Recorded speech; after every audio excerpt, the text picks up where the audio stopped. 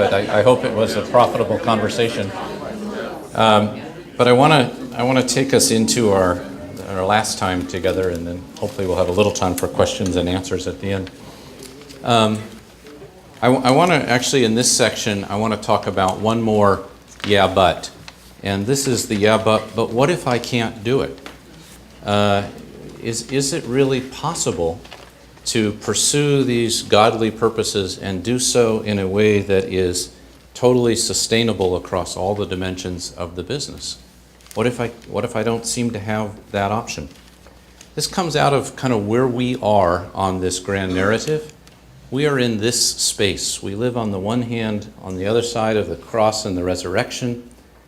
We live in the certainty that God's victory has been won, that new creation has been inaugurated, is rolling in, and yet, as a practical matter, we still see lots of brokenness all around us. We still wait and anticipate that final consummation in the new creation. So we live in what I've come to call the messy middle. When Jesus hangs on the cross, he shouts out, "It is finished." And then he comes back in the new Jerusalem, the new creation, and he shouts again, "It is finished." And we are the people that live between finish lines. And that creates a kind of an odd dynamic that a lot of times theologians talk about the already not yet. And that is, we already are in the world where new creation has broken in Christ's resurrection, in his death and resurrection. Victory has been won. We can claim it, we live it, we point to it, and yet it's also got a not yet component. We're still waiting for the full expression of that, the consummation of that.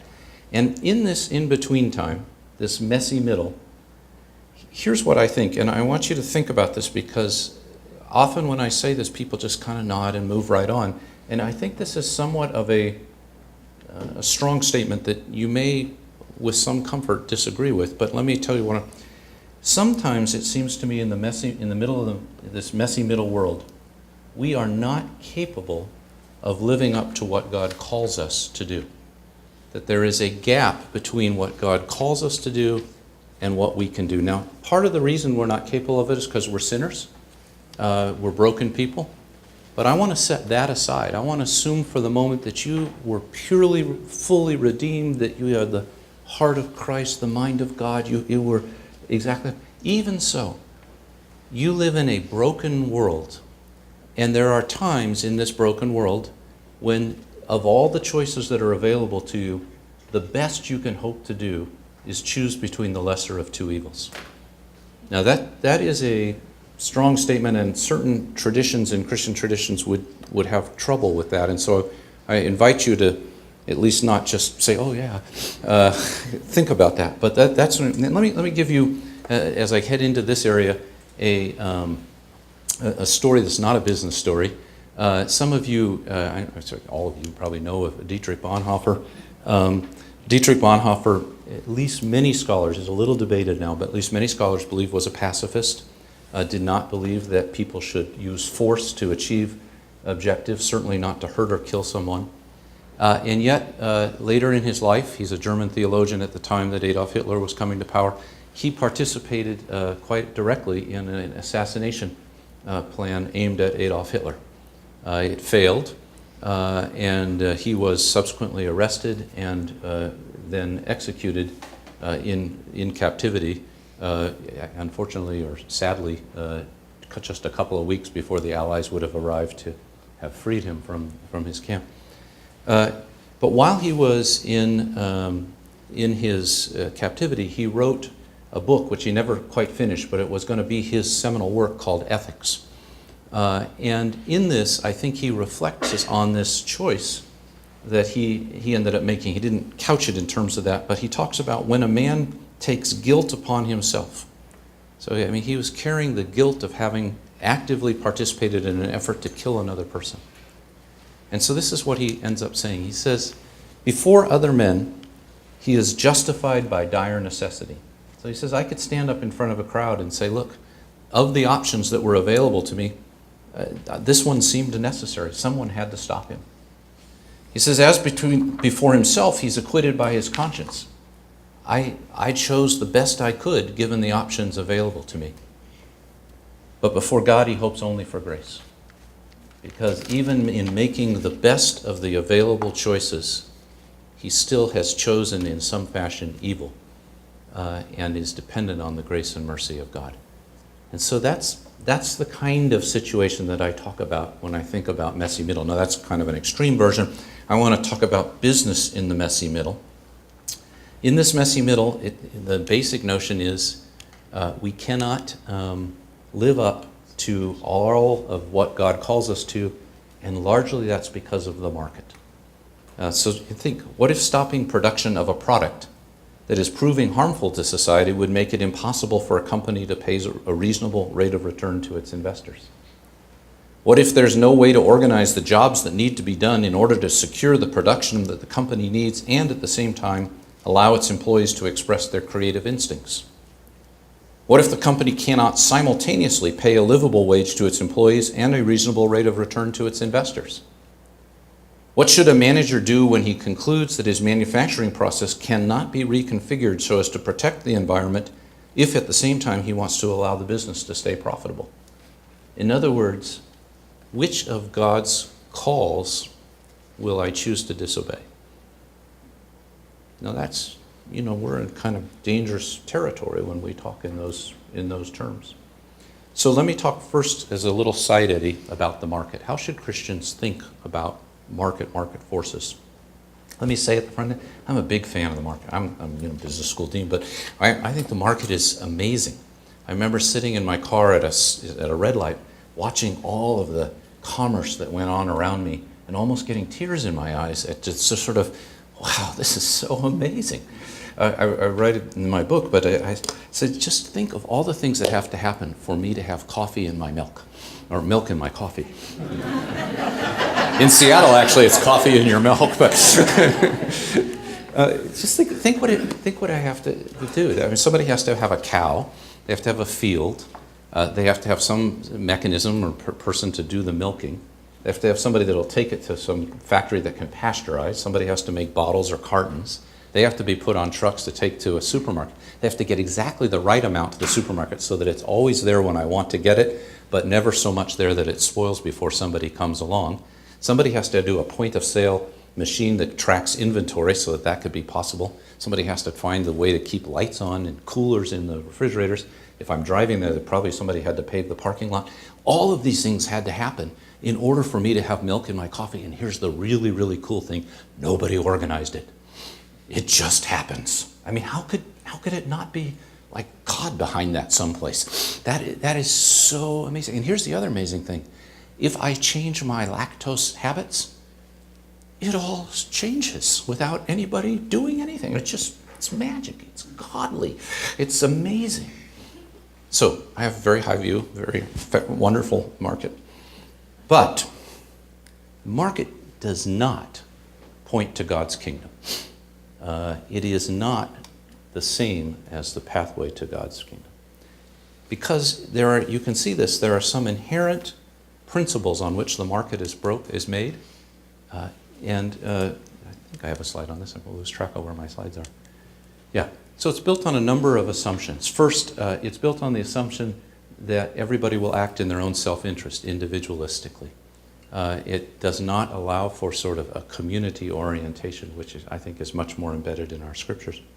It's based on the notion of scarcity. I mean, we don't have markets for air right now because basically we can get as much of it as we want.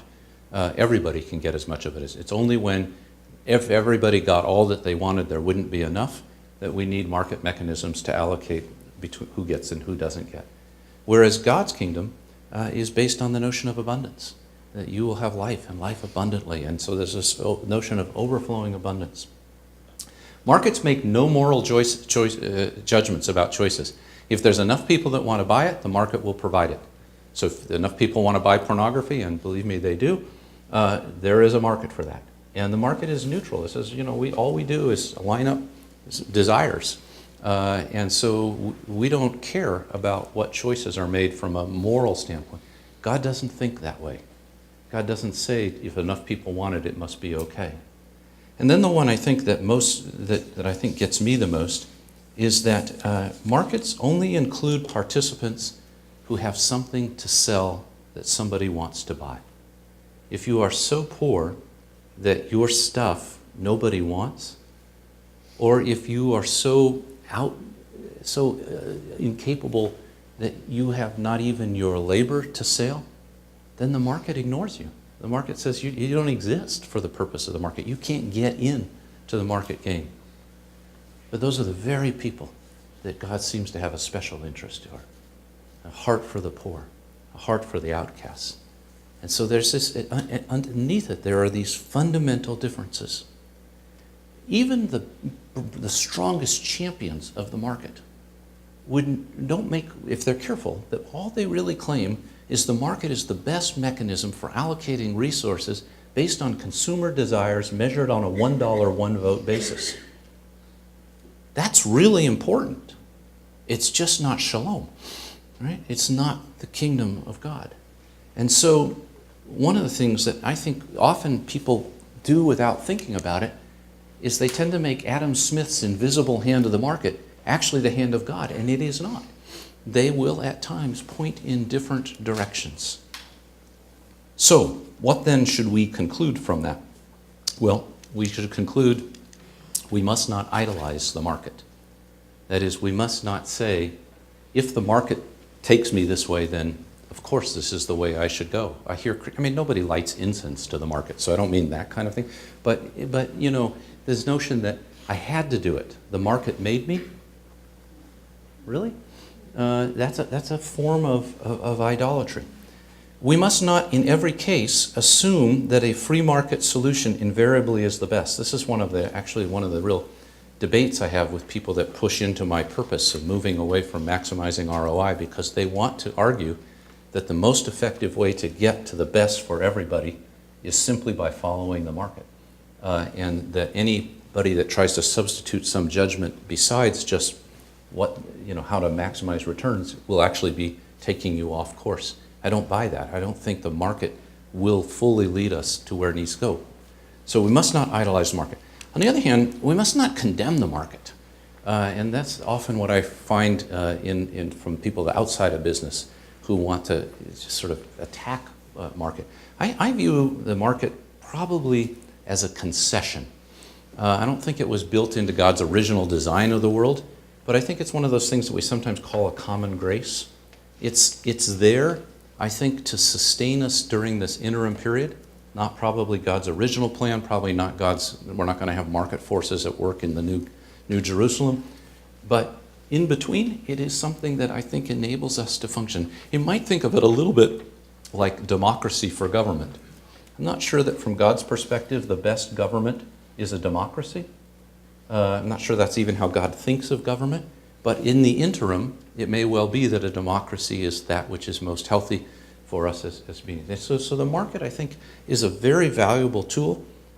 It's maybe a common grace. And so we should have a really more nuanced understanding. On the one hand, we can't idolize. On the other hand, we can't condemn. What we cannot do is equate market forces with God's perfect will. It just simply will not suffice for Christians in business to say, I will just follow the market. One of my favorite quotes comes from this woman, Dr. Rebecca Blank. Some of you may know her. She's now the chancellor of the University of Wisconsin system. She used to be in the Obama administration, and before that had another role as a head of public policy. And she says, the role of the church is not to be anti-market or pro-market. It's to be life-affirming. And so where the market is pushing in directions that God would want us to go, we celebrate the market. And where it's pushing in opposite directions, we resist the market. Because ultimately, we do not follow the market, we follow God. So that would be my little side on the market. So I want to end by talking about what do we do? What do we do if we cannot have it all? I can't fully live up to all that God has called me to. So in the face of this question, that is really between God telling me to do this, and I can't do both, so which one am I not going to do that God has called me to? I think actually at that moment, we are on very holy ground. You are in a situation where the only safe posture is silence. There is no rule, there is no principle that will tell you, oh, always do this, always do that. in the face of this messy middle challenge. What we have to do in this context is to recognize that service and sustainability are inherently aspirational before the new heaven and the new earth. And so we listen in silence and we live into decisions rather than to have some framework or Excel spreadsheet. We're lived into them through the workings of the Spirit. And in some ways, that's all I could say. It's like, okay, there you go. We can't make the Spirit work. I can't tell you always take investors over employees, always promote this purpose as against that purpose. There are no rules. What I can say, though, is that we can, I think, do things now that will make us more receptive to the work of the Spirit as it seeks to work in our lives. You remember the parable, it's in actually all three of the synoptic gospels, of the sower of the seed, and where the sower throws seed everywhere. It's just sort of lavishly indiscriminate. And the seed falls on different soils. Some are hard soils, some are thin soils, some are crowded soils, some are good soils. And it has enormously different results. I've always been struck by the fact it's the same sower throwing everywhere. It's the same seed everywhere. The difference between many, many-fold and nothing is the pre-existing condition of the soil. What is the condition of the soil when the seed hits it? And so while we can't force answers, I think we can till the soil to make our soil soft and receptive to the work that the Spirit may want to do. So in this area, I have some sort of very specific ground-tilling practices that I want to suggest to you. First, make purpose and sustainability questions a part of your regular review. If you buy that this is what you're supposed to be doing and these are the limits you're supposed to be living with, build them into your business processes. As you make decisions, stand back and say, how does this work vis-a-vis those standards? Build them into your business reviews after a project is over. The reason I say that is it's very easy in the press to stay up on profit to let these things slip away. I've seen lots of companies that have glorious mission statements that eventually just become things that hang on the wall or to adorn their web pages because profit becomes so important. I was talking to a friend of mine who was the former CEO of ServiceMaster, Bill Pollard, and I was poking at him because he was always wanting to make sure profit stayed in the mix. And I said, Bill, weren't there times when your pursuit of profit might have taken your company in a direction different than what God? Couldn't you imagine that? And he said, Jeff, our problem was we were so focused on profit, we never even asked that question. And that's just easy to happen. So as a mechanical step, build in these parts as part of your decision. So then the next one I would say is stay alert. One of the problems with my messy middle paradigm is that God is saying, do this, and you're saying, as best I can, this is as much as I can do. That is a place that's very hard to hold on to. That's the whole notion of cognitive dissonance. It's discomfort. It's hard to be in that space. And people try to get out of that space. One of the ways I have seen largely more from the clerical pastoral side that aren't in business, they sort of just double down on, no, this is what God's telling you to do, and we don't have to talk about it, why you can't do it. And if you can't really do it, then maybe you should get out of business. Instead of, but from business leaders, it tends to go the other way. I avoid this dissonance by reducing what God is actually calling me to do. All God is really calling me to do is to be honest, be loving, caring, and these big questions about markets and price points and purpose I don't have to deal with. And so it's easy to slip into that because psychologically, every part of you doesn't want to stay in that dissonance.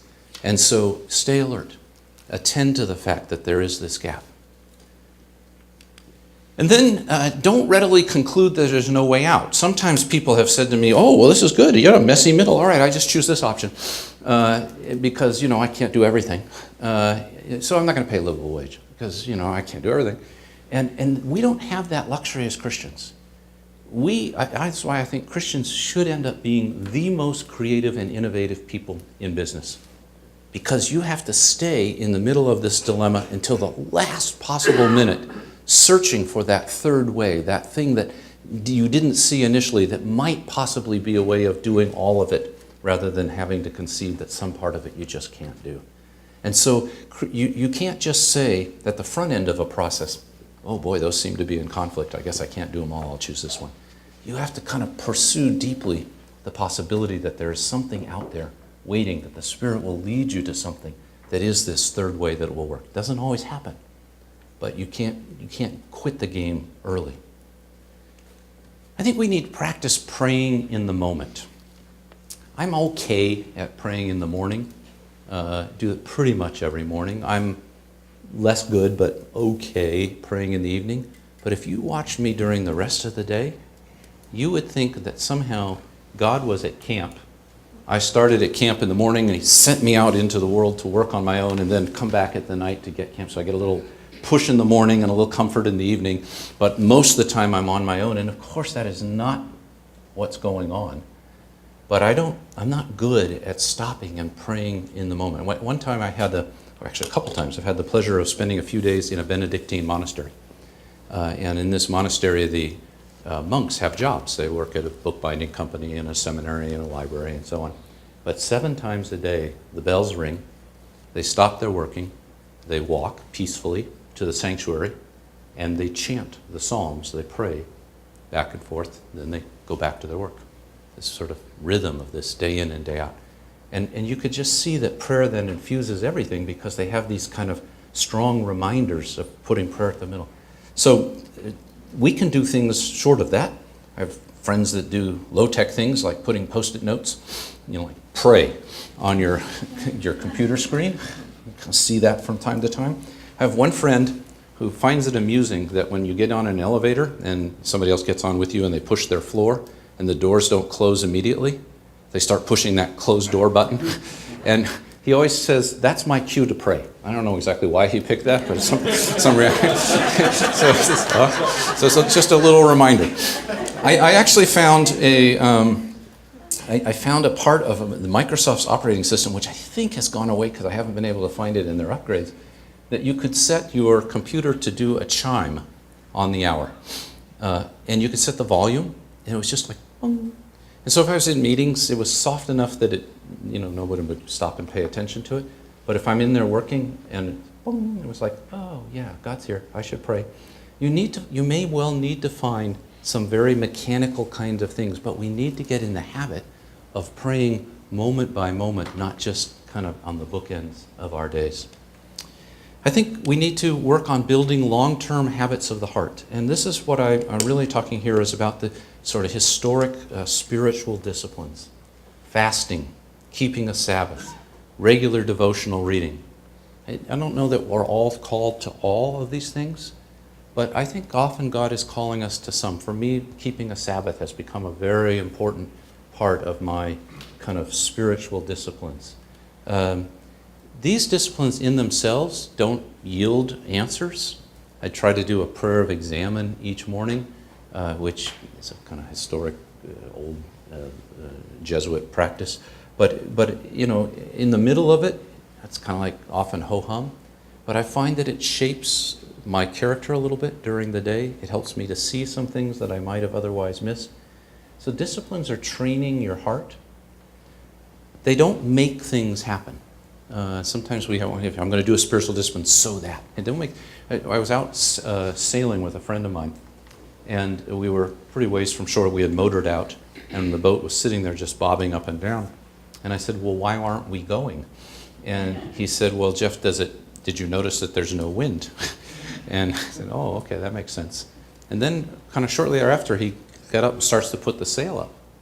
And I said, well, why are you putting the sail up? And he said, so that when the wind comes, we'll be ready. And we'll be able to move where the wind takes us.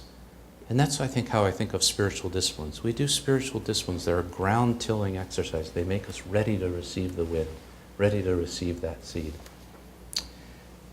Then it seems to me we need to live our lives in community.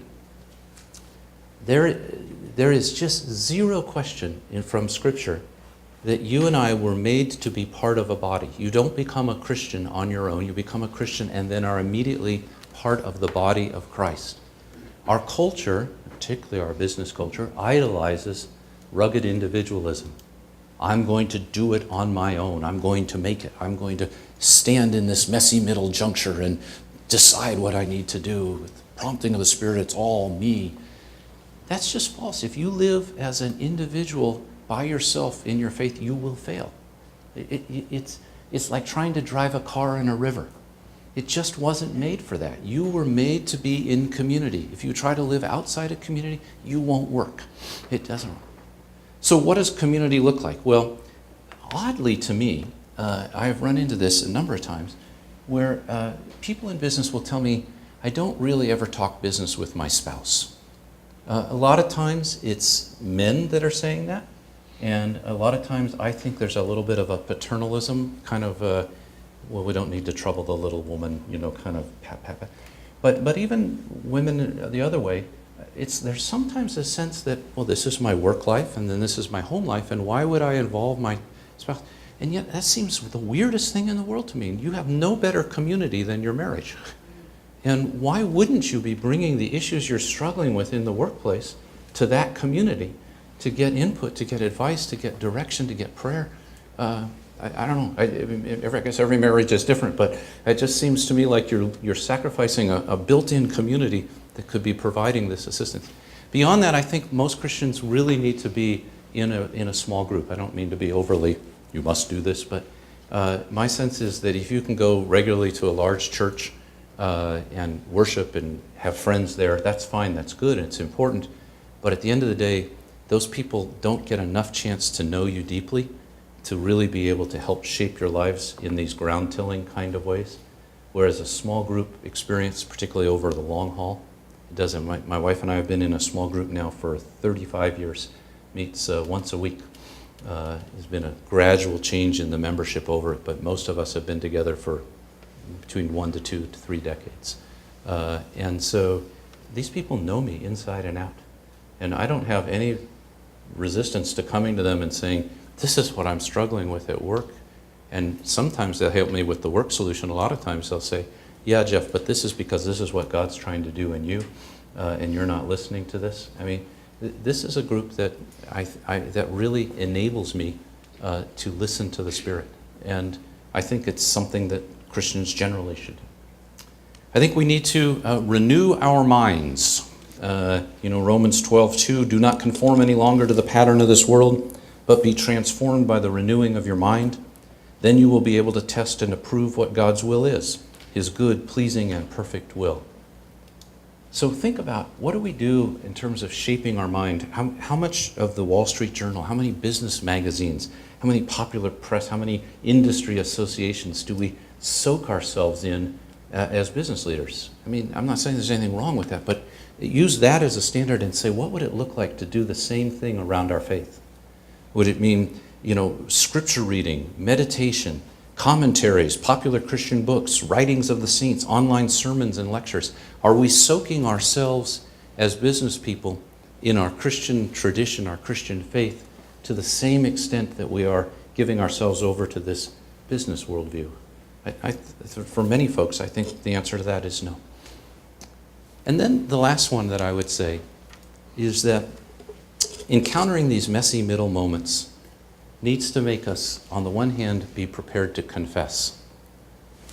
This is a little tricky, because if I'm choosing between the lesser of two evils, there is a sense in which I am still choosing evil.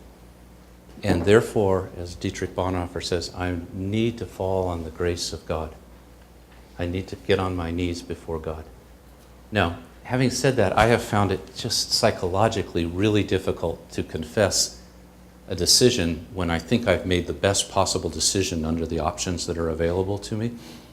And so I've found that I can at least say this: Lord, I confess that through other areas of my life, I have contributed to sin having its way in the world, a sin which has, at least in this case, presented me with no pure option, and for all of that, I confess. I do think that when we make these decisions, it should drive us to our knees. But it should also cause us to long. This gets so much more real, I think, as I get older. But there will come a day. There will come a day when there will be no more of these trade-offs. when there'll be no more messy middle, when there'll be no more half a loaf, a compromise, getting as much as you can. There's going to come a day when God will have his way from beginning to end. It will be glorious. There will be no more sickness, no more pain, no more death. There'll be no more racism, sexism. There'll be no more all of these ills that beset us. There will come this day. And we as Christians need to imagine that day, because it stirs up us a longing. I have a friend that does a lot of work with developing world and mission work, and he was telling me that sometimes when children have been deprived of food for a long time, they simply, their body shuts down their hunger instinct. And so you can bring them food and they won't eat it because they just have stopped being hungry as a protection.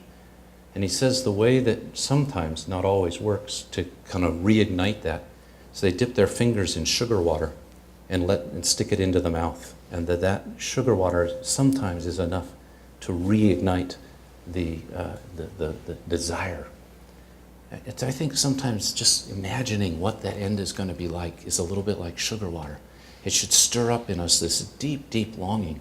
And so when we run into these places where we can't do it, it seems like how God calls us to do, yeah, we despair, yeah, we confess, but it also reminds us there's going to be that day when we won't have to deal with this anymore, and God will have his way. So those are my suggestions for us as we head into these messy middle places. Thank you very, very much for your patience and thinking.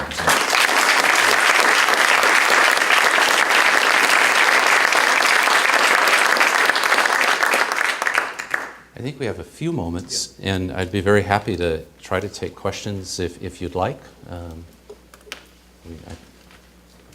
Yes, please.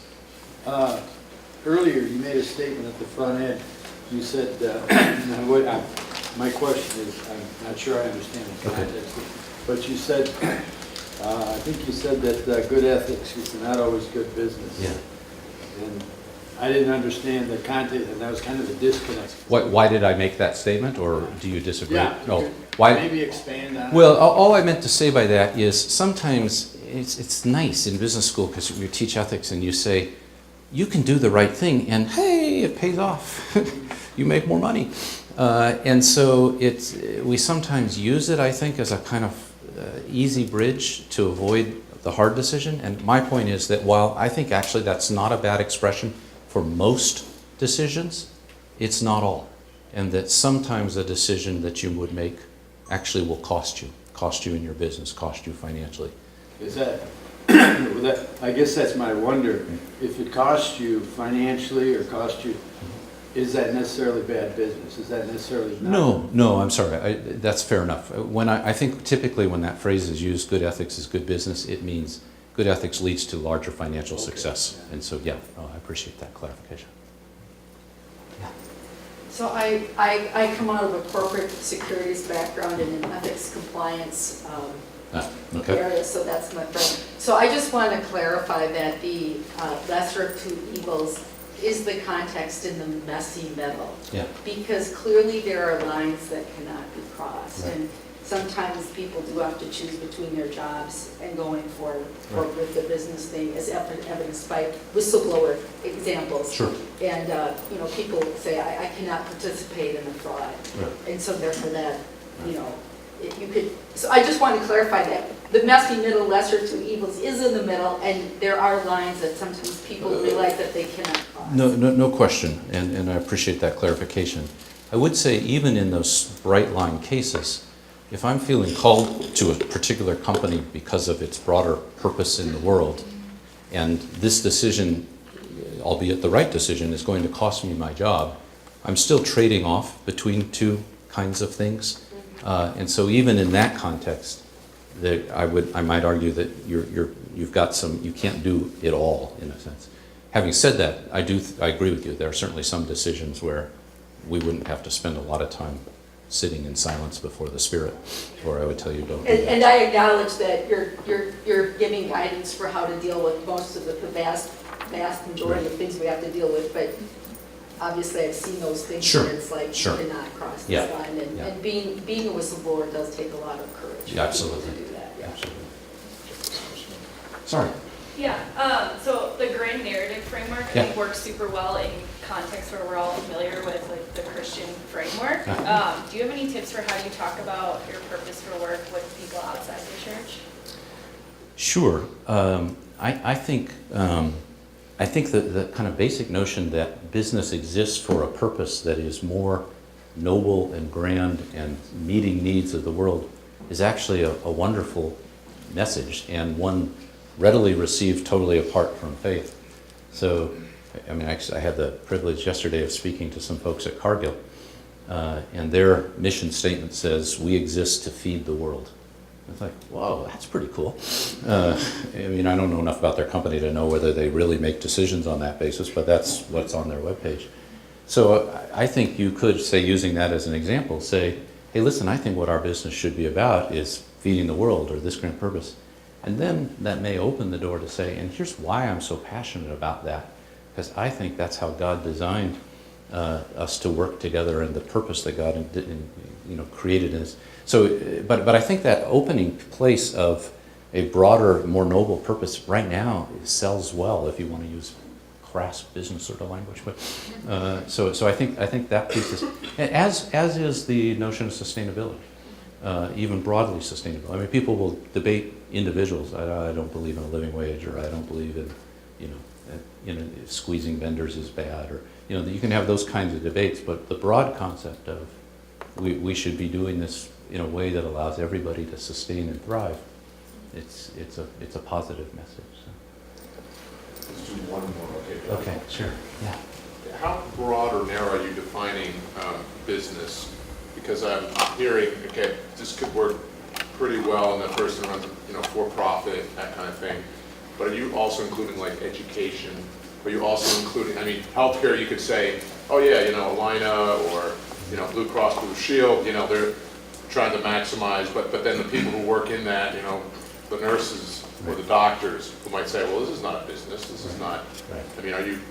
Yeah, that's a really good question. I mean, I developed a lot of this thinking stuff while working in the business school, and so I would have to say I had front of mind, traditional businesses.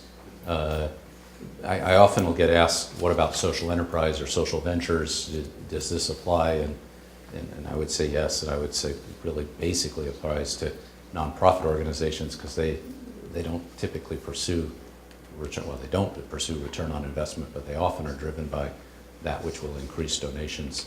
But it is interesting what you say, particularly when you throw it into my world right now, the educational world, because actually one of my challenges as provost is the university is a hybrid. It is a business, and when my faculty sort of get antsy about that, I say, well, we pay you in dollars. If you'd like to be paid in grand ideas, we can do that. but they I think rightly bristle at superimposing too heavily a business model on the whole endeavor. And so, because they say, no, we're a different thing, and there is. They have different values and different purposes. So I guess I would say I think the model should apply to the business aspects of a wider range of institutions. But you would probably, as you move further away from a classic for-profit business, you would probably filter in some additional thoughts and assumptions, I guess. Thanks.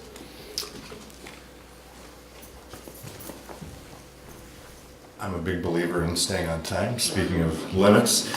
So thank you all for coming. Thanks to Anselm House for hosting this. Thanks for all of the partnering organizations, and especially Jeff, thank you for a wonderful presentation.